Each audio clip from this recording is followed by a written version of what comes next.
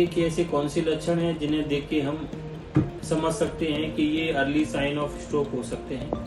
और हम कुछ उन बीमारियों के बारे में भी बताएंगे कि जो कि